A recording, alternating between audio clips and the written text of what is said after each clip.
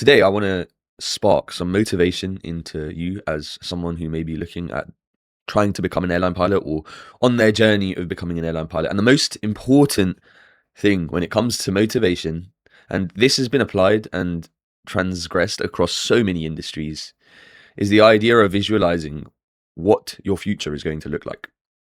I watched recently a movie called Michael, and if you're in the UK or the West, you'll know exactly what it's about. But it's essentially about Michael Jackson and his life growing up, and then where he got to at the peak of his career.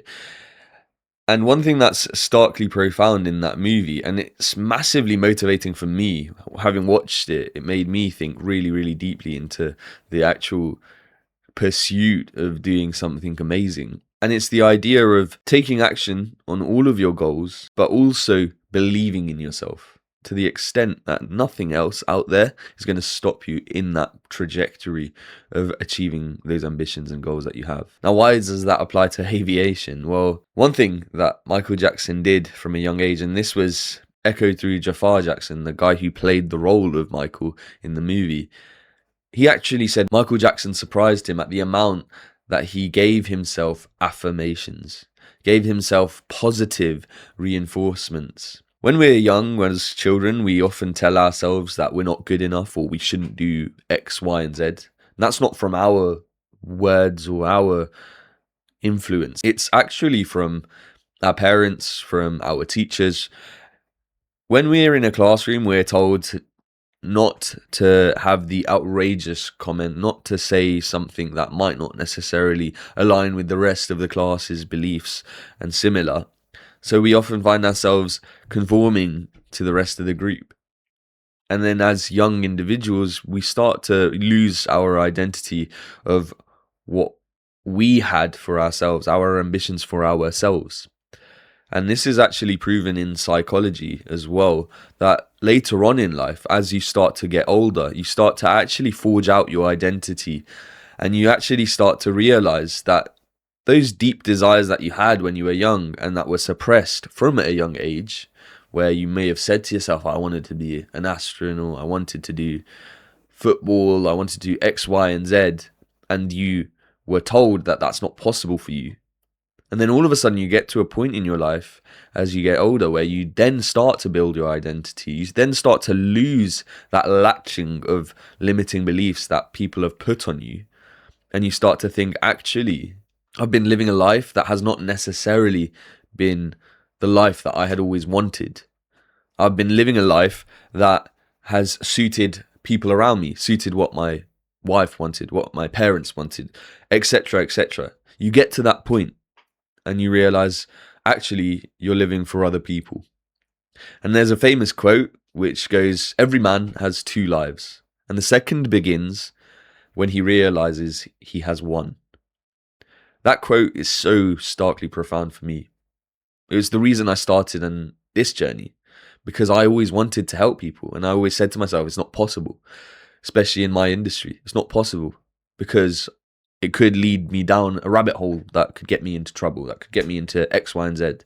But the irony is that actually, that was just a limiting belief I put upon myself. And now I've managed to help hundreds, which I think, again, is not to big myself up, but it's just to show to you that regardless of those limiting beliefs that you put upon yourselves, you'll find that taking that leap of faith and going for those goals or ambitions may actually pay off in the long run. And you may actually think to yourself, I wish I'd started sooner.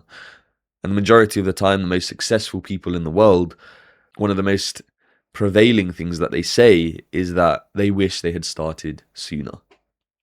So when it comes to motivation of becoming an airline pilot, why does this apply? Well, ultimately, throughout our lives, and having spoken to thousands of aspiring pilots, I've found that they've been susceptible to exactly the frame that I just mentioned, whereby the people around them had influenced them massively in shaping their future, in shaping the way and the trajectory that they go about their lives. And then they get to a point where they actually decide, you know what, after all this time, I'm ready to take this leap of faith. They found their second life. But then how do you execute on that? Well, ultimately, you have to reinforce affirmations within yourself. You have to tell yourself that it is possible. You have to tell yourself that it's not just a childhood dream, but it's something that you can actually achieve. And we often funnel our minds with things that limit us, that tell us it's not possible, that we just need to carry on in the way that we're going and then it will all work out. But actually, we need to tell ourselves, actually, we can do anything in life and we can do whatever we set out to do, as long as we apply our brains in the most optimal way possible towards that goal. Now, how do you know what you want from your life? And this is the most important question to ask yourself when you are looking for motivation. One thing I do with a lot of my clients, and it's an exercise that I'd encourage you to do, is visualize what your world and what your life looks like in 10 years. Now, a lot of people will say, oh, I want to be in X position and I want to be in this country and etc., etc. But I don't want you to just give me a general overview. I really want you to set aside some time to actually visualize the second that you open your eyes 10 years from now. What do you see? Do you see an amazing big bedroom with a king-sized bed with all of these fancy curtains and a massive ensuite bathroom and a balcony that overlooks a huge acre of land? Or do you see something different? But the whole beauty of it is that what you see when you wake up is entirely up to you and up to what you want, what your deep desires want, what your deep ambitions are telling you. There's nothing wrong with being ambitious. Even within my religion, it's encouraged.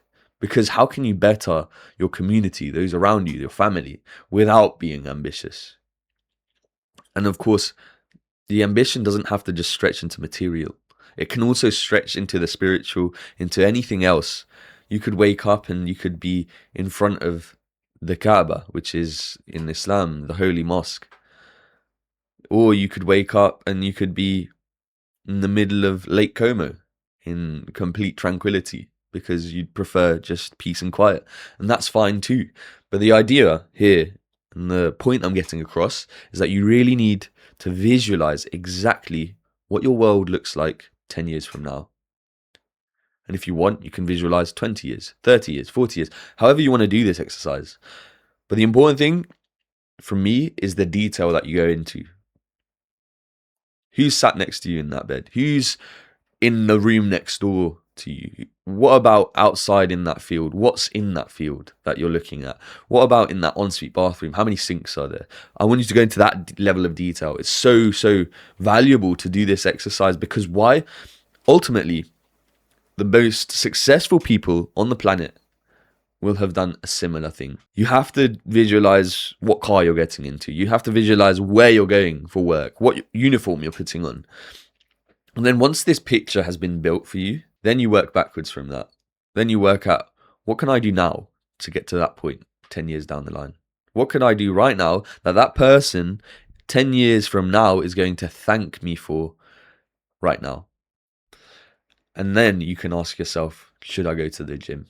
Then you can ask yourself, should I go back into those books and revise the ATPL exams? Then you can ask yourself, should I sign that dotted line that says that I'm going to start my journey to becoming an airline pilot? Should I sign that dotted line that's going to fork me out the £100,000 towards the training, etc., etc.? But you have to really know what it is that's in front of you. Because if you don't know what's in front of you, then signing that dotted line is going to be incredibly difficult. And going to the gym is going to be incredibly difficult. And one of the most important things when it comes to any goal is having a really clear picture at what the outcome will actually look like. Because if you know what it will look like, then you're going to 100% do it. If I give you an example, let's say you came across a lottery ticket. You didn't know if it was a winning lottery ticket. It was just a random lottery ticket that was found on the floor. More often than not, majority of people will just look at it, put it in the bin. Now you pick up this lottery ticket in a different scenario, and you know, you've seen it the day before or wherever, that this is the winning lottery ticket that's been missing. You picked it up and you've seen it. It's almost like Willy Wonka's golden ticket, right? You will 100% go and check that lottery ticket in because you know that you've won money. You literally know that you won money.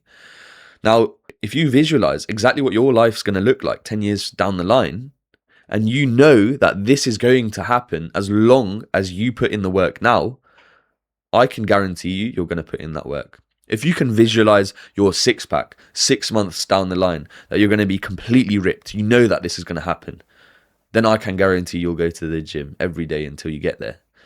But the hard part, and the part that people miss, actually, which I found has been really helpful for me when it comes to achieving my goals, is the visualize element, is the thing that Michael Jackson used to do.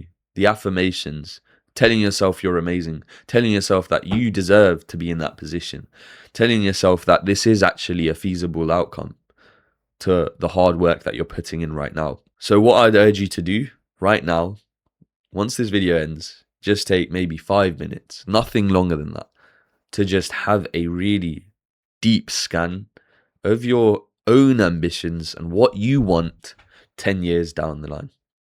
And with that being said, thank you very much for listening, and I'll see you in the next video.